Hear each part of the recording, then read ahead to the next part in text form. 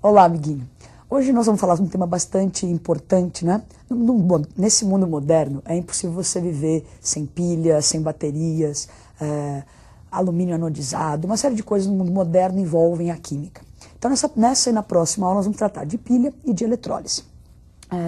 Vamos dar uma olhadinha num quadro, como é que é isso, o que é pilha, o que é eletrólise, com uma visão mais química, não é? Eu tenho energia química armazenada nas substâncias, ligações, as interações do próprio átomo. E eu posso transformar essa energia química em energia elétrica e vice-versa. Quando eu tenho energia química se convertendo em energia elétrica, nós temos uma pilha. Lembra do seu rádio, você coloca a pilha no lugar, você não tem uma mini hidroelétrica dentro da pilha, são substâncias químicas que estão gerando energia elétrica. Um processo espontâneo, não é? Você põe a pilha e o rádio funciona naturalmente. Quando a energia elétrica atravessar um sistema, vai provocar uma reação química, nós vamos ter a eletrólise, que vai ser um processo não espontâneo, o oposto da pilha. Hoje o nosso tema são as pilhas. E antes de falar delas propriamente dito, eu preciso falar de reações de óxido-redução.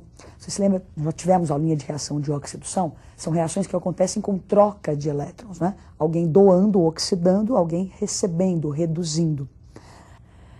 Nós vamos fazer agora um experimento para mostrar essas reações, ilustrar bem o que são essas reações de deslocamento, reações de simples troca, reações de óxido-redução, que nós vamos precisar usar nas nossas pilhas. Então vamos ao experimento. O objetivo desse experimento é mostrar a reatividade, comparar a reatividade entre zinco e cobre. Então nesse primeiro potinho nós temos aqui o íon zinco. Eu pego uma lâmina de cobre e vou mergulhar aqui e vamos ver se o cobre consegue reagir com esse íon zinco que está na solução. Você vê que nada acontece, não é? Quer dizer, não há reação. O zinco não consegue ser deslocado pelo cobre. Agora vamos fazer o contrário. Nós temos aqui a solução azul, que caracteriza o íon cobre. E agora o zinco, essa lâmina metálica é feita de zinco, ela vai disputar o lugar do cobre que está na solução. Então vamos ver se a reação ocorre. Então, só para você perceber como já ficou escuro ali, quer dizer, alguma coisa nova está sendo formada ali.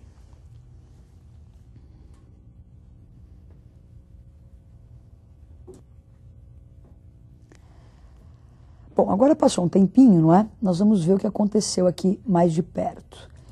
Então, não sei se você já consegue perceber, não é? Há uma deposição de cobre metálico. Não sei se você consegue ver a pontinha aqui um pouquinho avermelhada, não é?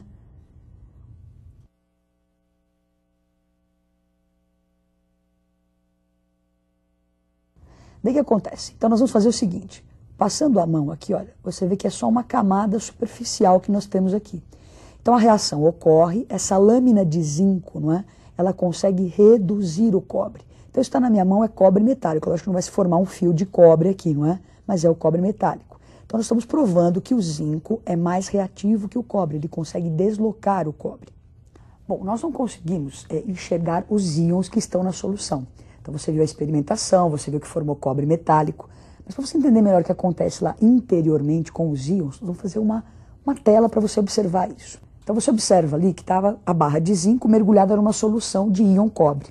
Então o zinco oxida, não é? Forma zinco 2+, isso você não consegue perceber, é muito sutil, não é? Agora o que você percebe bem é o cobre que estava na solução, que era a cor azul, ele sofre uma redução, volta a ser cobre metálico, cobre zero, que é aquilo que nós vimos no nosso dedinho lá depositado. O que ocorreu foi essa troca de elétrons, o zinco dando elétrons, o cobre recebendo. Então se você observar a próxima tela, nós temos a reação química que ocorreu ali.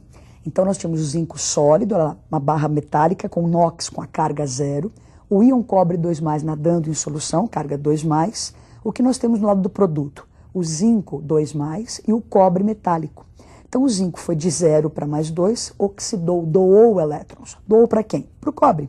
O cobre vai lá, recebe elétrons, então sua carga foi de 2 para 0. Então nós percebemos com essa reação que o zinco é mais reativo, tem mais vontade de oxidar do que o cobre. O que nós vamos fazer agora é o seguinte, organizar alguns elementos na sua fila de reatividade. Então vários experimentos desses são feitos e se construiu essa fila de reatividade. Então nós temos ali os metais alcalinos terrosos, o alumínio, zinco, ferro e chumbo, são chamados de metais não nobres.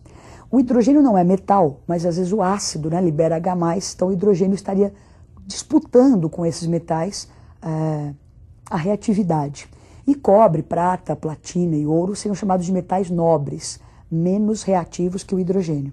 Então, quando eu caminho em direção ao ouro, diminui a reatividade desses metais. Quer dizer, a capacidade de perder elétron fica menor. Quem gosta muito de dar é o sódio. Quem tem mais facilidade em dar são os alcalinos. Ouro, os metais nobres, têm menor facilidade em dar, maior facilidade em receber. Bom, o que nós vamos fazer com essas coisas todas é tentar montar uma pilha, não é? Nós vamos montar uma pilha clássica, que é a pilha de Daniel. A primeira pilha construída foi de Alessandro Volta, o italiano. O nome pilha vem justamente que ele foi empilhando barras metálicas, não é? Agora nós vamos estudar uma pilha que é clássica, como eu disse, que é a pilha de Daniel, uma pilha feita de zinco e de cobre, que são essas substâncias que nós acabamos de trabalhar aqui. Se você parar um pouquinho para pensar, nós dissemos assim, ó, pilha, nós temos uma reação química se convertendo em energia elétrica. O que é essa energia elétrica? É um fluxo ordenado de elétrons. Então, essa reação que nós acabamos de fazer aqui, nós acabamos de dizer, olha, o zinco deu elétrons para o cobre. Só que esse fluxo de elétrons que existia ali, eu não aproveitei. Né? Quer dizer, ele aconteceu ali naquela superfície do zinco com o cobre. Agora, o que é montar essa pilha? É tentar aproveitar esse fluxo de elétrons. Então, uma pilha nada mais é do que uma dessas reações de oxirredução montada com uma aparelhagem que aproveitamos o fluxo de elétrons. Então, vamos ver como é que a gente vai montar uma pilha.